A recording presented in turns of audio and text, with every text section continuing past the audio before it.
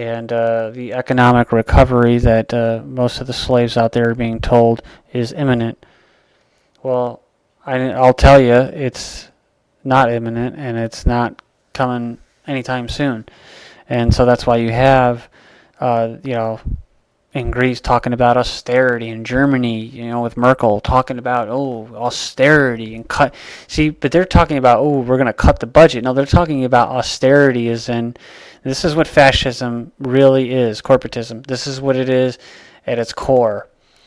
It's when you start seeing the roads and that, whatever, and they're saying building jobs, creating jobs, and they're doing it to help the economy, right? Because they're spending money to help the economy, which doesn't work. But austerity is basically when these people that are in the positions of power, whether it's the presidents, the head of a department or an agency, when they start talking about cutting programs, they're talking about cutting programs that actually benefit people. So that's what fascism really is, and corporatism. It's where when they start taking public infrastructure and roads and all that, and they start using tax dollars to fix it up, and then they eventually will turn around and privatize it, and they make you pay toll or do whatever. So then then we pay to fix up our infrastructure, the public sectors, and then we give it and hand it to the private sector after we've basically run out of money and we can't pay it, and so they get it for free, and then and then they jack up the rates.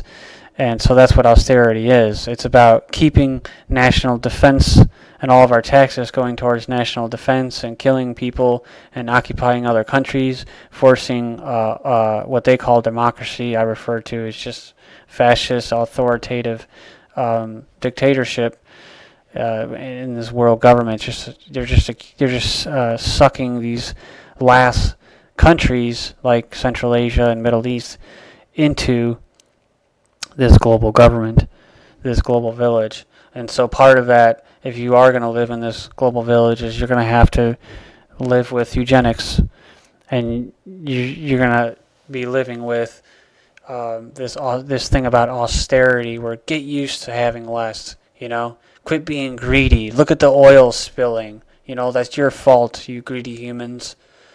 And I just heard a news story 2 days ago that was saying, or it was proposing, or actually it was just reporting on what scientists have found, that people who go hungry, and this is exactly how they phrased it, people who go hungry more have a faster metabolism and burn more fat, which is kind of weird, because the whole time I thought it was, people, because this is how I usually eat. I don't eat that much. I eat maybe twice a day. I eat breakfast and then I eat dinner late.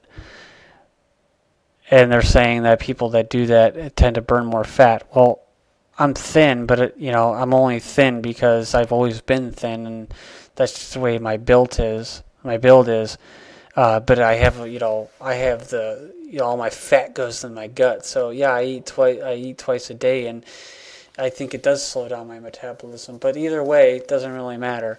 They're coming out here, they're telling people, the experts, the scientists, the people who know everything, can tell us the truth.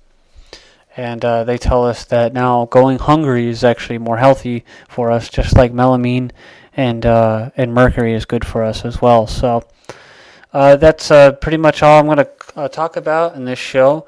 Sorry if it was too boring in the beginning, or if it was too boring altogether.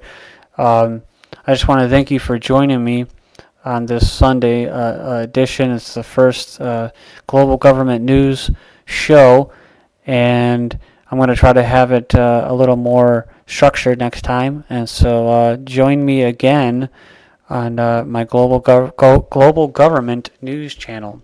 I'm Darko, and have a nice day.